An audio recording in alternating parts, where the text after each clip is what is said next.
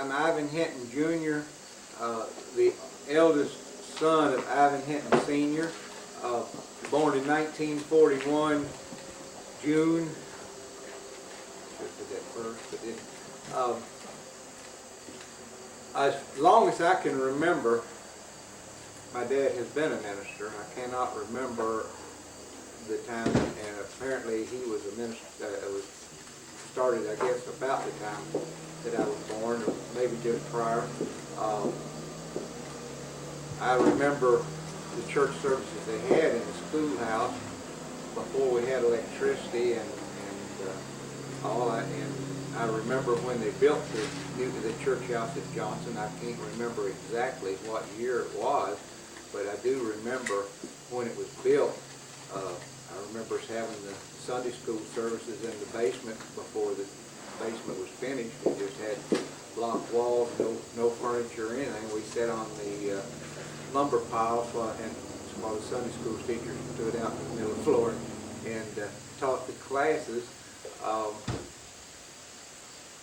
Daddy always went to the Camargo camp meeting as long as I can remember. One time I was just a very small child. We always went down there to the camp meeting each year.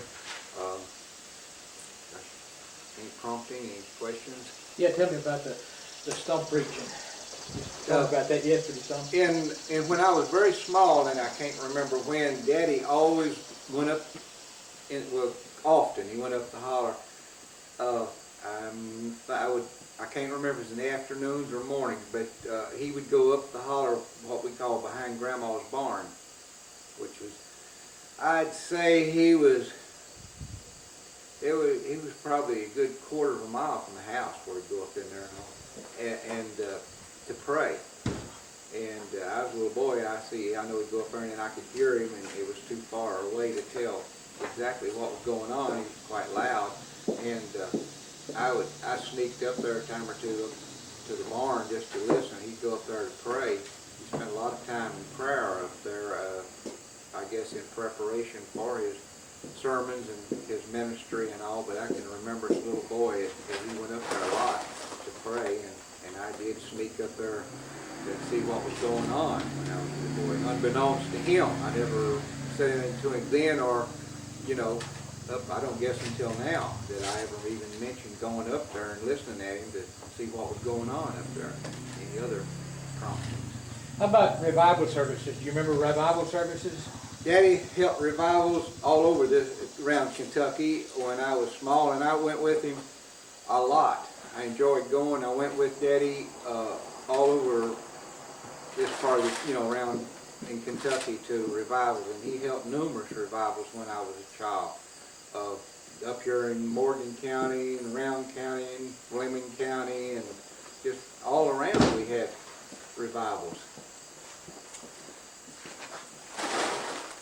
I remember Ivan, as he was a teenager in Papaw revivals, and Ivan always undertook a very serious job of making sure all the young ladies in the community came to the revival services. It was just a drawing thing in evangelism that he undertook on his own.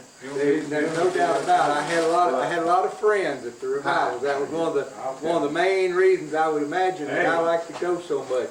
He wouldn't mind. But we did. One time we was right here at this church in a revival, and the church was over, and we was on the other side of this church house, and there was about 4 girls sitting on the trunk of a car, and I was talking to them, and Daddy come around, and I started leaving. The girls said, "Good night, Ivan." Daddy turned around, "Good night, girls." And it was kind of a red-faced situation there for a minute for the girls, but we was teenagers at that time, early teenagers, I guess. But it was kind of amusing for a minute. Any other promptings? Ricky thought he was. Anything else that you? It's hard to just remember, All right, I'm Robert David Hinton, youngest child of Ivan and Letha Hinton. Just talking a little bit about home life and Dad and his ministry. He certainly was a big influence on all of us. Taught us to go to church, and in our day and time that seems to be a thing that most people have forgotten. You just do it occasionally, but we was taught it was something to do regularly and still do. And it really is still a good thing to do if people could realize it. Most problems that we have in life, we've been taught this from a child, that they can be solved through the things of God. And if you go to church, you're more apt to get those things solved. It's good to grow up in a Christian home, learn about the things of God. One of the things that worries me, I guess, a lot about this day and time is the majority of people don't grow up in a Christian home. So it's good when you've had that kind of upbringing to know about the things of God. Some interesting things happen through life, but I'm gonna tell about one, and it's connected with the ministry because as a young child, we were either in church, going to church, or coming home from church. Didn't make any difference whether it was Sunday or Monday or whatever day. But this happened to be on a Sunday, and my dad, as so often was gone in a revival. And my brother next to me had went with him, and me and Mom had went to the Church of God there at Johnson, and in Kentucky, and we got held up a little longer in church than they did. They got out early and they went home, and Mom would try to have everything pretty well fixed up for dinner before she left, so when come back it wouldn't take long. And Dad and my brother got home, and basically what was left to do was make the gravy. And they decided to go ahead and do that, so when we got to the house, the meal would be ready. Well, they started in and worked for a while on the gravy, and realized as it was coming close to the end of it, that it was way too thick, and they needed to do something to correct the problem. And the thing they decided to do was add some flour. And they added more flour to the too thick gravy. And by the time they got done and me and Mom got home, the bowl of gravy was there with a spoon standing straight up in it. Some of the thickest gravy ever seen, and that was our Sunday gravy. And it was an enjoyable time.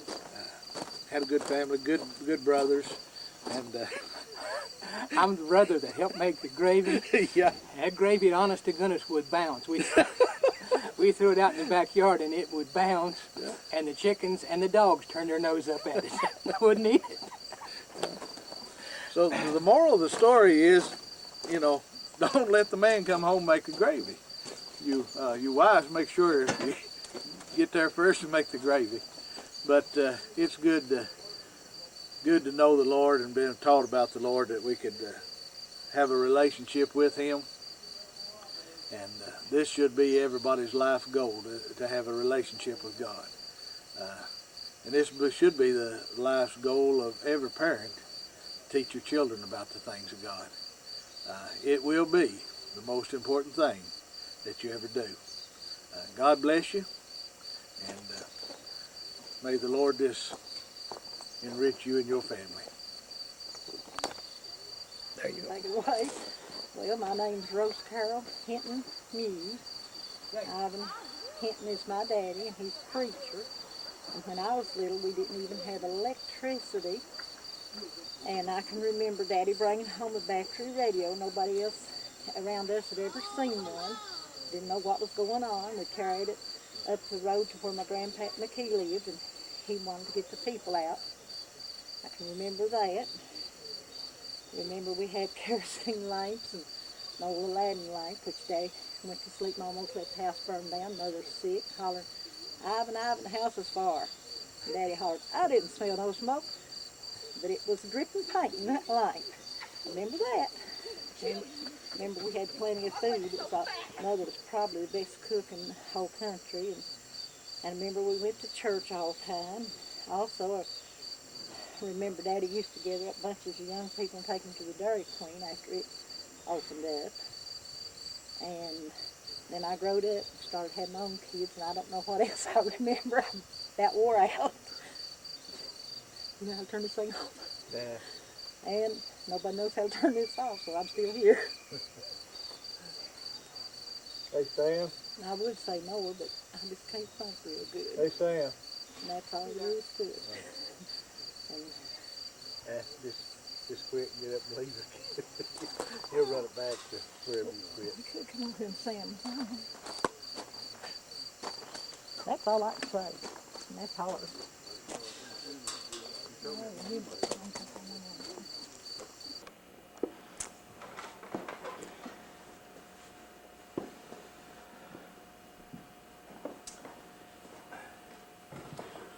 Well, it seems only fair that I add a little bit to the tape, since I coerced Sis and David and Ivan into doing that.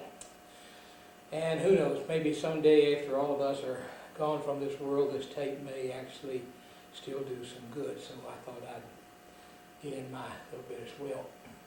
It's easy for us to talk about ourselves. I'll try hard not to do that. Stick to things that impressed me about my dad's ministry. My dad's portion of the tape, he talked about his radio program. It started as soon as radio was available in Morehead, Kentucky, and I was quite small. Things were different back then. There were not nearly as many scary people, let's say, in the world, and I don't exactly understand it thinking back on it now, but for some reason I was allowed to go with him to the radio station. Being a noisy little boy, I was not allowed to go inside, but I was allowed to run around loose all over town. That's the part that I can't quite understand how that was, but it was true. And so during the 30 minutes that the Old Time Gospel Hour was on, I would wander around from store to store. And the thing that would impress me is, of course, every place I went, the radio was on, and there was my dad preaching. But every place I went also, there were all the people stopped doing whatever they were doing, whether it was a barber shop or a grocery store, a hardware store, or Western Auto or parts store, or whatever it happened to be, tractor store. Wherever I would walk in, there would be the radio playing. There would be all these people stopped and looking at the radio. I don't know what happens when you look at a radio. It was not TV. But they would be looking and listening very intently. And I would think to myself, that's really odd, because that's just Dad. And of course, you see, Dad had revivals every day of the year just about, and I got to go hear him every night. So I had a little problem understanding what was so special about that. But I knew there was something very special about that, about him and about his ministry. Very much aware of that. And it was kind of like the whole town stopped for that few minutes and heard what he had to say. Another thing that very much impressed me, I was about 13, 14, and my dad had some health problems, some pretty serious health problems actually. And he did not often go to the doctor, but he went to the doctor, and we were running the garage at home, and my dad came back from the doctor, came down to the garage, rolled the big doors shut, put a lock on it, said, "You guys come to the house, I've got something I have to tell you." So we all went to the house and gathered around, and basically he says, the doctor says that I am pushing myself too hard. I'm doing too many things, and that if I keep it up, my health will be completely destroyed. And he says, God called me into the ministry. He didn't call me to run a garage, and so if I have to shut something down, we shut down the garage. That was the last time the doors were ever open as far as our running a garage. We didn't know what we were going to do, no income. But within a matter of hours, I think within less than 2 days, he got a call to go to Virginia to be pastor full-time, their very first full-time pastor and his very first full-time pastorate. Up to then, he had been bivocational.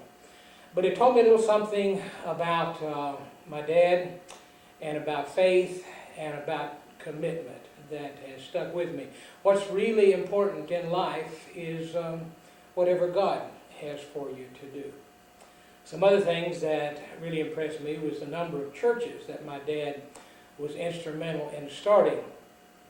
Today in church planting, if a person is a church planter, whatever that really happens to be, they are considered to have done well if they can start one church, maybe 2 churches, then write a book and make a lot of tours. Well, my dad kind of did it all at one time, and he went over the list of churches, and there were more, but I don't remember them, and I'm not going to attempt to go over them again. Another thing that impressed me, and doesn't hardly seem to impress Dad nearly as much, I had to prompt him to even think about it, and that is the number of people that entered the ministry under his influence. There was a steady string of young people that would follow my dad around. They were literally following my dad around at work and at home and what have you. Some of them came and literally lived in our homes for a little while. Guys like Harold Goodpastor, Claudel Goodpastor, Kenny Yoder, Cecil Eisen, and there's others that I don't remember. Also influenced, I'm sure, in some very definite ways into the ministry, or in hearing their call to go into the ministry. My dad has one brother that's living. He's in the ministry, so that's 100% there. He has 2 sons in the ministry, so that's 50% of his siblings. Then it drops off a little bit after that percentage-wise, but he has 2 nephews, 3 grandsons, and at least 1 great-grandson that I know of that's been influenced to go into the ministry, or because of my dad's ministry and other things, I'm sure, there was a sensitivity that helped them to realize that God had a call on their lives, or God had a call on our lives as it happens to be. I appreciate that very much. Again, I'm not sure what the success ratio is for ministry to gain other people or to be instrumental in other people going on. But it seems like whether he did it intentionally or with training or just simply with the Lord's help, he seemed to be getting a hold of the Great Commission, and he was sharing it with others. I think it's 2 Timothy 2:2 says, you share it with other people who will be faithful to go and share it themselves. So I think he succeeded quite well in that area. I'm proud to be his, as he always said, middle-aged son. Never cared much for that when I was young, but it sounds better all the time now. Very, very proud to be the son of Ivan Hinton. I am going to talk just a wee tiny bit about me. I have spent around 40 years myself in the ministry. Dad at this point around 60. I'm retired and he's still going. He's the Energizer bunny, so to speak. I'm not sure what I've accomplished in my ministry. There are some things I could maybe say that I've accomplished. But I have a feeling that whenever I get to the gates and they look up my resume, it'll say somewhere at the top and in very large letters, this is the son of Ivan Hinton. Thank you much. God bless.